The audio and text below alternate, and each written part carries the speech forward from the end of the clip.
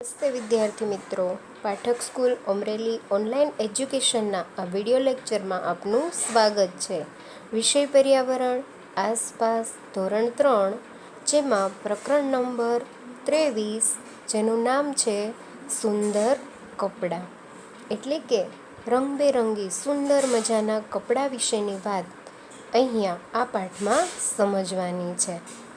વિદ્યાર્થી મિત્રો, નવા કપડાં આવતા જ દરેક બાળકો ખૂબ ઉત્સાહમાં આવી જાય છે.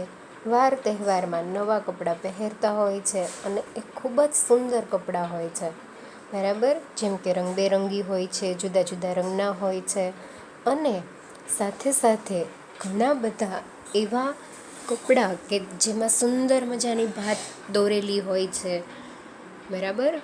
ભરતકામ કરેલું હોય છે, આભલા ટાંકેલા હોય છે. ખાસ કરીને નવરાત્રિના તહેવારમાં જે ચણિયા ચોળી, જે કેડિયા, એવું બધું, જે ટોપી ને એવું પહેરવામાં આવે છે, તો એ છે એ ખૂબ જ સરસ રીતે ભરતકામ કરેલું, ઝગમગતું અને વિવિધ આભલાઓ અને રંગબેરંગી જોવા મળે છે. એટલે કે એક કરતાં વધારે રંગો એ કપડામાં જોવા મળે છે ને સુંદર મજાના કપડાં હોય છે. તો અહીંયા પણ સુંદર મજાના કપડાઓની વાત કરવામાં આવી છે. એમાં એક નાની એવી છોકરી કે જેનું નામ સાજીદા હતું, તેને એક બહેન કે જે બહેન સાજીદાથી મોટી હતી. હવે એકવાર થાય છે એવું કે એની મોટી બહેન છે એ સાજીદાને એક સુંદર મજાની ઓઢણી આપે છે. ઓઢણી કે જે ચણિયા ચોળીમાં, ડ્રેસમાં, બરાબર, ખાસ કરીને બહેનો છે એ ઓઢતી હોય છે, તો એને ઓઢણી કહેવાય છે, ચૂંદડી કહેવાય છે. તેવી ઓઢણી છે એ સાજીદાને તેની મોટી બહેન આપે છે. ઓઢણીમાં જ સુંદર ભરતકામ અને આભલા લગાવેલા હતા. ઓઢણી સામાન્ય ન હતી, સાદી ન હતી, ખૂબ જ સરસ રંગબેરંગી, અને સાથે સાથે ઓઢણીમાં સુંદર ભરતકામ કરેલું હતું અને આભલા પણ ટાંકેલા હતા. એટલે આભલાથી અને ભરતકામથી એ ઓઢણી છે એ ખૂબ જ સુંદર લાગતી હતી. હવે સાજીદા છે એને આવી ઓઢણી સરસ મજાની એની બેન આપે છે, એટલે એ તો બહુ ખુશ થઈ જાય છે. એટલે તરત જ સાંજનું જમવાનું પતાવ્યું પછી એ સાજીદા છે એ ઓઢણી પહેરવાની કોશિશ કરે છે. જો તમે પણ એવું જ કરતા હશો કે નવા કપડાં આવે, સુંદર મજાના કપડાં તમે બજારમાંથી જ્યારે ખરીદો ત્યારે છે એ તરત જ તમે એને પહેરવા માટે પ્રયત્ન કરતા હોવ છો ને તમને એવું થાય કે તરત જલ્દીથી આપણે છે એ પહેરી લઈએ અને એમાં કેવા લાગીએ છીએ, બરાબર. ઘણા વિદ્યાર્થીઓ તો ફોટા પણ પડાવતા હશે નવા કપડામાં. તો આ રીતે છે એ સાજીદાને પણ ઓઢણી પહેરવાનું ખૂબ જ શોખ થયો અને એમણે કોશિશ કરી, પ્રયત્ન કર્યો. ઓઢણી સાથે રમતા રમતા એ તો થાકી ગઈ. થોડીવાર એણે માથે ઓઢી, થોડીવાર એણે છે એ ચણિયા ચોળીમાં જે રીતે પહેરવાની હોય છે એ રીતે પહેરી. એટલે કે અલગ અલગ જુદી જુદી રીતે, ઘણી બધી રીતે છે એ સાજીદાએ ઓઢણી ઓઢવાનો પ્રયત્ન કર્યો. પછી એ થાકી જાય છે એટલે ઓઢણી પહેરીને જ સૂઈ ગઈ. અહીંયા તમે ચિત્રમાં જોઈ શકો છો. તે ઊંઘમાં પણ ઓઢણી વિશે જ વિચારતી હતી, કારણ કે એને એની બહેને જે ઓઢણી આપી હતી ખૂબ સરસ હતી. સરસ ભરતકામ અને આભલા ટાંકેલા હતા, એને ખૂબ જ ગમતી હતી. જેથી કરી અને ઓઢણી સાથે રમતી રમતી એ થાકી જાય છે, સૂઈ જાય છે અને ઊંઘમાં પણ એ ઓઢણીના જ વિચાર કરતી હોય છે કે ઓઢણી છે એ કેવી સરસ લાગે છે, હું કઈ રીતે પહેરીશ, આ પ્રકારના ઓઢણી છે એ કેવી રીતે બનાવવામાં આવી હશે, વગેરે જેવા વિચાર કરતી કરતી સાજીદા છે એ સૂઈ જાય છે. એમાં પણ તે સુંદર ઓઢણી કેવી રીતે બનાવવામાં આવી હશે એવો એને પ્રશ્ન થાય છે, એવું એ વિચારતી હતી. એટલે અહીંયા પણ છે એ તમે ચિત્રમાં જોઈ શકો છો કે ઓઢણી ઓઢી અને સૂઈ ગઈ છે. ત્યાર પછી વિચારો અને લખો પાઠ્યપુસ્તકમાં જે મુદ્દો આપેલો છે એમાં કેટલાક પ્રશ્નો પૂછવામાં આવ્યા છે. એમાં વિદ્યાર્થી મિત્રો તમને છે એ જવાબ માટેની જગ્યા પણ આપેલી છે. તો પ્રશ્ન એવો છે કે સાજીદાની ઓઢણી કેવી રીતે બનાવાઈ છે હશે, તો લખો એમાં સાજીદાની ઓઢણી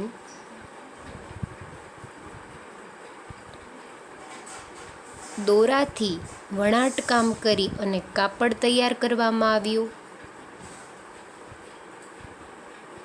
ત્યારબાદ તેમાં ભરતકામ કરવામાં આવ્યું. ઓઢણીમાં રંગબેરંગી રંગ કરવામાં આવ્યો હશે, ત્યાર પછી ભરતકામ કરવામાં આવ્યું હશે અને ત્યારબાદ આભલા છે એ ચોંટાડવામાં આવ્યા હશે. તો આ રીતે સાજીદાની ઓઢણી છે એ તૈયાર થઈ હશે. તમે આનો જવાબ તમારી જાતે પણ લખી શકો છો સમજૂતીના આધારે કે સૌ પ્રથમ છે એ ઓઢણીનું છે એ જેમ કે 2 મીટર છે, 2.5 મીટર છે એ પ્રકારનું કાપડ લઈ અને ઓઢણીને છે દોરામાંથી કાપડ છે એનું વણાટ કામ કરવામાં આવ્યું હોય, ત્યાર પછી એને છે એ રંગબેરંગી બનાવવા માટે એને છે એ રંગ કરવામાં આવ્યો હોય, ત્યાર પછી એમાં દોરા વડે ભરતકામ કરવામાં આવેલું હોય, એ મશીન દ્વારા કરવામાં આવેલું હોય અને હાથથી પણ છે એ ભરતકામ થઈ શકે છે. તો એ પ્રકારે અને ત્યાર પછી એમાં આભલા ચોંટાડવામાં આવ્યા હોય, એટલે કે આ સુંદર મજાની ઓઢણી છે એ આ રીતે બનાવાઈ હશે. તો તમે સમજૂતીના આધારે તમારી જાતે પણ આનો જવાબ લખી શકો છો. ત્યાર પછીનો પ્રશ્ન છે, ઓઢણી અથવા સીવ્યા વગરનું કાપડ લો, તેને અલગ અલગ રીતે પહેરો, તમે તેને કેટલી રીતે પહેરી શક્યા? તો વિદ્યાર્થી મિત્રો, હું તમને સમજૂતી આપું છું, એના આધારે તમે આનો જવાબ લખજો. તો ઓઢણી અથવા તો સીવ્યા વગરનું કાપડ છે એ તમારે લેવાનું છે અને એને જુદી જુદી રીતે પહેરવાની કોશિશ કરવાની છે. જેમ કે ઓઢણી છે તો એને ગુજરાતી મમ્મી જેમ સાડી પહેરતા હોય, ગુજરાતી સાડી ચણિયાચોળીમાં જેમ નાખતા હોય એવી રીતે પણ પહેરી શકાય. પછી બેંગોલી સાડી પાટલી કરી અને એ રીતે પણ પહેરી શકાય, ફક્ત માથે ઓઢીને. ત્યાર પછી ભાઈઓ છે તો ઓઢણીનો છે એ સરસ મજાનો સાફો કે પાઘડી બનાવતા હોય એ રીતે પહેરતા હોય, લુંગીની રીતે પહેરી શકાય. ઓઢણીને છે સીવ્યા વગરનું જે કાપડ છે એને ઘણી બધી અલગ અલગ રીતે ધોતી સ્વરૂપે પણ છે એને પહેરી શકાય. તો આ રીતે છે એ અલગ અલગ રીતે તમે એક ઓઢણી કે સીવ્યા વગરનું કાપડ લઈને એને પહેરવાનો પ્રયત્ન કરજો. તમે કેટલી રીતે એને પહેરી શકો છો, 4-5 રીતે, 6-7 રીતે, એ તમે સંખ્યા છે એ આ જવાબમાં લખજો. શું કોઈ તેને લુંગીની જેમ પહેરવા અથવા તો પાઘડી બાંધવા ઉપયોગમાં લીધી? તો આ રીતે જો ઉપયોગમાં લેવામાં આવી હોય તો પણ તમે એમાં લખી શકો છો.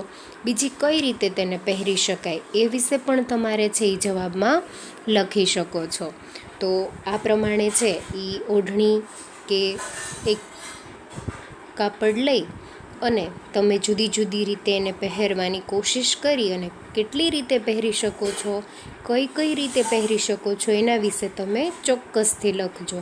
ત્યાર પછી વિદ્યાર્થી મિત્રો એક કોષ્ટક આપેલું છે જેમાં કહેવામાં આવેલું છે કે ઘરમાં કોઈ પણ કપડાં જુઓ, તમને એની રચનામાં, તેના રંગમાં, રચના એટલે કે એની બનાવટમાં, તેનો રંગ અને તેની ભાતમાં શું ભેદ લાગે છે. ભેદ એટલે કે કંઈક જુદાપણું જે લાગતું હોય, જેમ કે શર્ટ છે, ફ્રોક છે, ટી શર્ટ છે, ઓઢણી છે, મોજા છે, સ્વેટર છે, તો એ બધામાં છે એ વિવિધતા જોવા મળશે તમને. જેમ કે સ્વેટર છે તો એ ઊનમાંથી બનેલું હોય, પછી કોઈ શર્ટ છે તો એ સુતરાઉ કાપડમાંથી કે કોટનના કાપડમાંથી બનેલો હોય છે, બરાબર. કોઈ રેશમી સરસ મજાનું ફ્રોક છે તો એ સિલ્કના કાપડમાંથી બનેલું હોય છે જે ઝગમગતું હોય છે. તો આ રીતે દરેક કાપડ તમે તમારા ઘરમાં જે કંઈ કપડાં છે ને એને તમે છે એ લેશો અને એનું જો નિરીક્ષણ કરશો, અવલોકન કરશો તો તમને ખ્યાલ આવશે કે દરેકમાં કંઈક ને કંઈક જુદું જુદું તમને જોવા મળશે. એના રંગમાં વિવિધતા જોવા મળશે, દરેકનો રંગ એક સરખો નહીં હોય, દરેક છે એ તમને જુદા જુદા રંગના જોવા મળશે. એનું કાપડ છે એ પણ તમને જુદું જુદું જોવા મળશે. કોઈ સિલ્કી કાપડ હશે, કોઈ કોટનનું કાપડ હશે, કોઈ લીસું કાપડ હશે, તો કોઈ પોચું હશે, સુવાળું હશે, બરાબર, તો કોઈ ખરબચડું હશે. એટલે કે આ રીતે તમને કાપડમાં પણ છે એ વિવિધતા જોવા મળશે. સાથે સાથે એમાં જે પણ કંઈ ભાત છે, જે ડિઝાઇન છે એ પણ તમને વિવિધતાવાળી જોવા મળશે. ક્યાંક ફ્લાવરની ડિઝાઇન જોવા મળશે, તો ક્યાંક પાંદડા જોવા મળશે, બરાબર. ક્યાંક છે એ કાર્ટૂન દોરેલા હોય છે ટી શર્ટમાં, ને એમાં ખાસ કરીને છે એ મિક્કી માઉસ છે, કોઈ પ્રાણીના ચિત્ર છે, એવું બધું દોરેલું છે એ જોવા મળતું હોય છે. એટલે કે તમારા ઘરમાં અમુક કપડાઓ છે એ તમારે લેવાના છે અને એમાં એની રચનામાં, એના રંગમાં, એની ભાતમાં શું જુદું પડે છે, શું ભેદ છે, એ તમારે અહીંયા જે આપેલું કોષ્ટક છે એમાં તમારે નોંધવાનું છે. આ કોષ્ટકમાં સૌપ્રથમ જે બોક્સ છે એમાં કપડાનું નામ લખવાનું છે. જેમ કે કપડામાં તમે સ્વેટર લખી શકો છો. તો અહીંયા પહેલું જે ખાનું છે એમાં લખો સ્વેટર.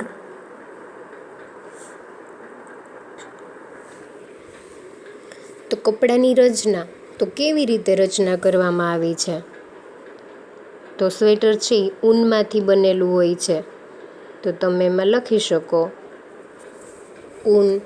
પછી એનો રંગ, તો તમારું સ્વેટર જેવા રંગનું હોય એ રંગનું નામ તમે લખી શકો છો. પછી એમાં ભાત કે ડિઝાઇન છે, તો ફૂલની ડિઝાઇન હોય તો તમે એવું લખી શકો છો કે ફૂલ, આ રીતે. ત્યાર પછી બીજું નામ, તો તમે શર્ટ લખી શકો છો. પછી એની રચના કેવી છે, કેવા કાપડમાંથી શર્ટ છે એ બનાવવામાં આવ્યો છે, એનો રંગ કેવો છે, એની ડિઝાઇન કેવી છે, એમાં ભાત છે, પ્લેન છે, પ્લેન હોય તો પ્લેન લખી શકો છો. ત્યાર પછી બહેનો છે તો એ ફ્રોક લખી શકે. ત્યાર પછી મોજા લખી શકાય, ટોપી, બરાબર.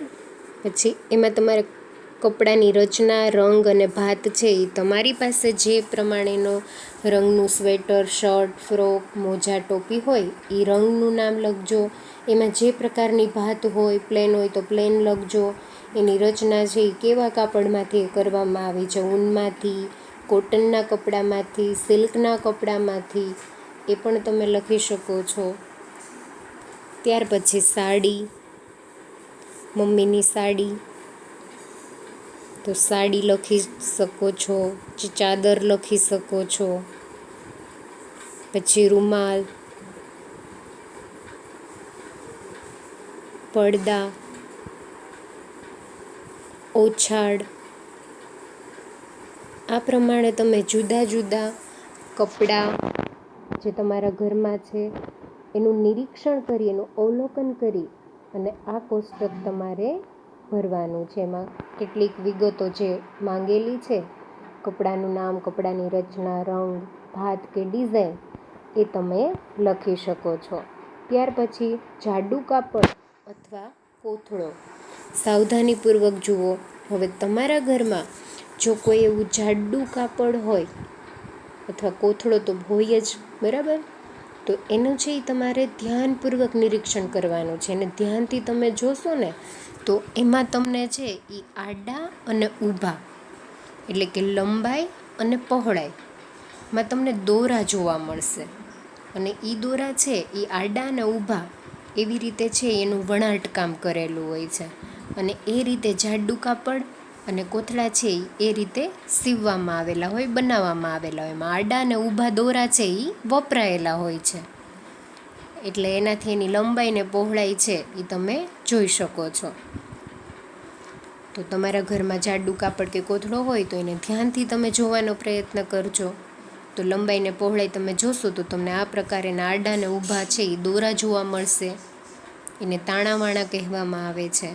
તો જ્યારે કાપડને તમે નજીકથી જોશો ત્યારે તેના રેસાના તાણાવાળા, એટલે કે આડા દોરા અને ઊભા દોરા, એ તમને સરખા જોવા મળશે. એટલે તમને ખ્યાલ આવશે કે જે કોથળાની અને જાડું કાપડ છે એની રચના કેવી રીતે થાય. તો કે દોરા છે એ આડા અને ઊભા એ રીતે એનું વણાટ કરવામાં આવે, જેથી કરી અને કંઈ કાપડ છે કે કોથળો છે, થેલી છે, એ બધું બનતું હોય છે. તો આવી રીતે છે એ વસ્તુ, કાપડ છે એ તૈયાર થતું હોય છે. તમે આવી રીતે કાગળ પણ વણી શકો છો. તો વિદ્યાર્થી મિત્રો, ચાલો આપણે કાપડનું વણાટ કામ છે એ તો તમે ધ્યાનપૂર્વક જોયું, બરાબર. હવે તમે કાગળમાંથી કેવી રીતે વણાટ કામ કરી શકો, ચાલો તો આપણે હવે એ માહિતી મેળવીએ. તમે પણ આવું કાગળનું વણાટ છે એ કરી શકો છો. તો એમાં તમને શેની જરૂર પડશે? તો કે વસ્તુમાં કેટલીક સામગ્રી તમારે છે એ એકઠી કરવાની છે. એમાં 2 એક સરખા અલગ અલગ રંગના કાગળના લંબચોરસ અથવા તો ચોરસ ટુકડા લેવાના છે. ત્યાર પછી ગુંદરની જરૂર પડશે. કાતરની જરૂર પડશે. બરાબર. ત્યારબાદ શું કરવાનું તો કે 2 અલગ અલગ રંગના કાગળ તમે લીધા. અહીંયા ચિત્રમાં પણ બતાવેલા છે. એક ગુલાબી રંગ છે, એક પીળા રંગનું છે. એક કાગળ ઉપર ઊભી અને બીજા પર આડી રેખાઓ બનાવો. જો ગુલાબી રંગ છે એમાં આડી રેખાઓ બનાવેલી છે. તો આ રીતે તમારે છે એ કાતર વડે કટિંગ કરવાનું છે. ત્યાર પછી જે પીળો કાગળ છે એમાં ઊભા કટ છે એ આપેલા છે. બંને કાગળ નિશાન કરેલ રેખા સુધી કાપો. એટલે કે પહેલાં સૌપ્રથમ તમારે પેન્સિલ વડે છે એ નિશાન કરી દેવાનું. જો આખા ટુકડા નથી કરી નાખવાના, પણ નિશાન તમે કર્યું છે ત્યાં સુધી એક સરખા કાપવાના છે.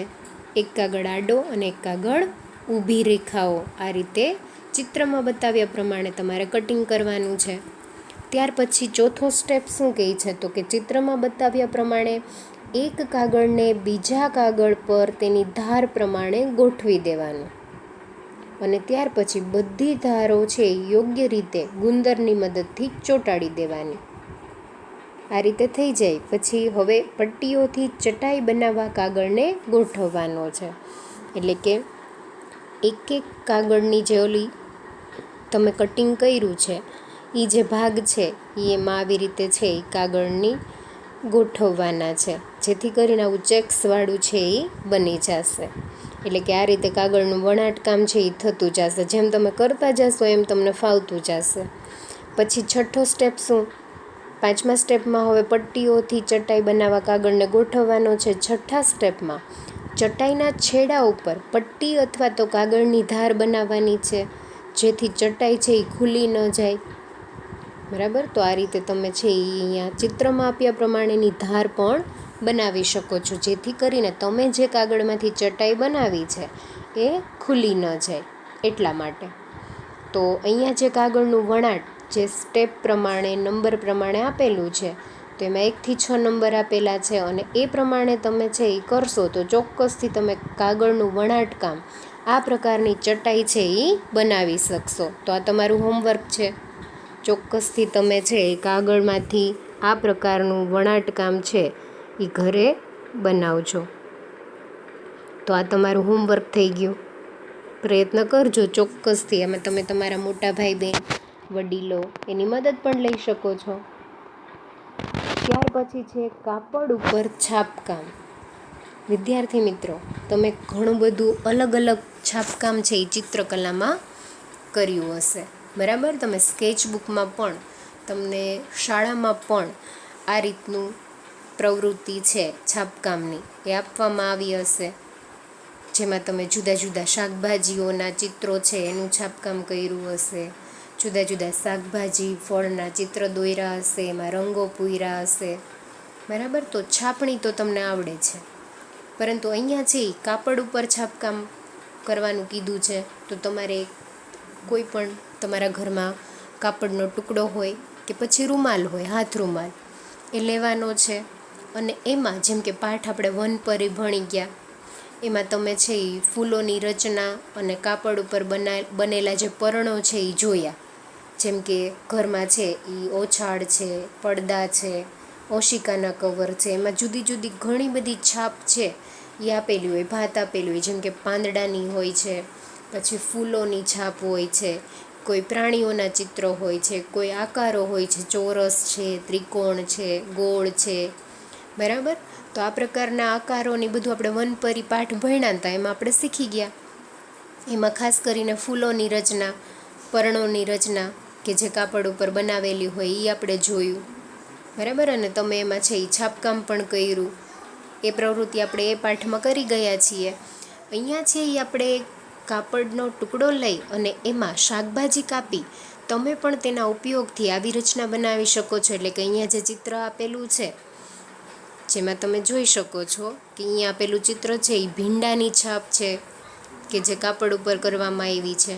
તો તમારે એમાં વોટર કલર જોશે અને આ રીતે કોઈ પણ શાકભાજી તમે લઈ શકો. ડુંગળી લઈ શકો, બટેટું લઈ શકો, ભીંડો લઈ શકો અને એને વોટર કલરમાં બોળી અને તમારે કાપડમાં આ રીતની છાપ છે ભાર દઈ અને કરવાની છે. તો એમાં તમે ફ્લાવર અથવા તો ભીંડા છે એને કાપો. કાપેલા ભાગ ઉપર રંગ લગાવો અને કાગળ અથવા જો તમે કાપડમાં ન કરવા માંગતા હોય તો તમે કાગળમાં પણ કરી શકો છો. કાપડ કે કાગળના ટુકડા ઉપર તમારી પોતાની રચના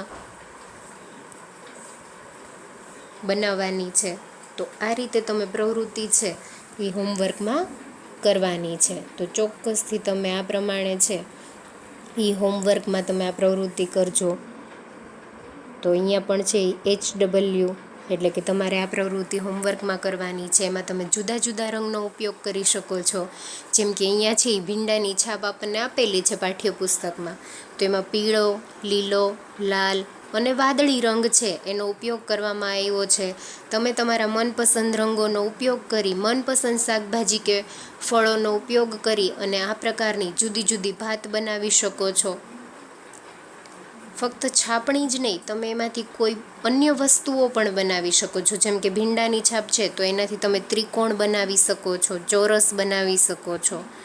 પછી કોઈ બટેટું છે, ડુંગળી છે એવી છાપ તમે કરો તો એનો એક ડાગલો બનાવી શકો છો કે એનું મોઢું, બે કાન હોય, બરાબર, એનું પેટ છે, પગ છે, હાથ છે, એવું તમે બનાવી શકો છો. તો તમારી રીતે તમે કંઈક નવીન આ પ્રકારની પ્રવૃત્તિ જે છાપણીવાળી હોય છે, બરાબર, એટલે કે છાપકામની પ્રવૃત્તિ છે એ તમે તમારી રીતે તમારો આઈડિયા વાપરી અને તમે કરી શકો છો. તો ચોક્કસથી તમે હોમવર્કમાં કરજો. ત્યાર પછી છે રંગ પૂરો. તો વિદ્યાર્થી મિત્રો, તમને રંગ પૂરવો તો ખૂબ ગમે છે અને દરેકને આ પ્રકારની છાપકામ કરવું, ચિત્ર દોરવું અને એમાં રંગ પૂરવું. પણ હા વિદ્યાર્થી મિત્રો, ખાસ કરી અને તમે જે ચિત્રમાં રંગ પૂરો છો એ રંગ છે એ બહાર ન જાય એ માટે ખાસ તમારે ધ્યાન રાખવાનું છે. તો જ તમારું ચિત્ર સરસ લાગશે કે રંગ તમે વ્યવસ્થિત પૂરેલો હશે. ચિત્રની બહાર છે એ રંગ જવા દેવાનો નથી. એટલે કે ખાસ કરીને જે ચિત્રની કિનારી છે એમાં તમારે વ્યવસ્થિત રીતે રંગ પૂરવાનો છે. તો અહીંયા તમને પાઠ્યપુસ્તકમાં આવું લંબચોરસ આપ્યું છે. એમાં તમારે શું કરવાનું છે તો કે વિવિધ ફળ વડે છાપકામ કરવાનું છે. ઉપર આપ્યું છે એ પ્રમાણેનું. પછી તમે તમારી નોટબુકમાં તમે કેટલાક ફળો અને શાકભાજીના ચિત્રો પણ દોરી શકો છો. ચાલો હવે હોમવર્કમાં તમને નોટબુકમાં હોમવર્ક છે એમાં તમારે શું કરવાનું છે તો કે 5 શાકભાજી, તમને મનપસંદ શાકભાજી દોરો અને તેમાં રંગ પૂરો. જેથી કરીને તમારે રંગ પૂરવાની પ્રેક્ટિસ થઈ જાય. તમારો રંગ છે એ બહાર ન નીકળે એનું તમારે ધ્યાન રાખવાનું છે. પછી તમારે તમારી નોટબુકમાં 5 ફળ, તમારા મનપસંદ ફળ છે એ 5 દોરવાના છે અને એમાં તમારે રંગ પૂરવાનો છે. તો આ પણ તમારું હોમવર્ક.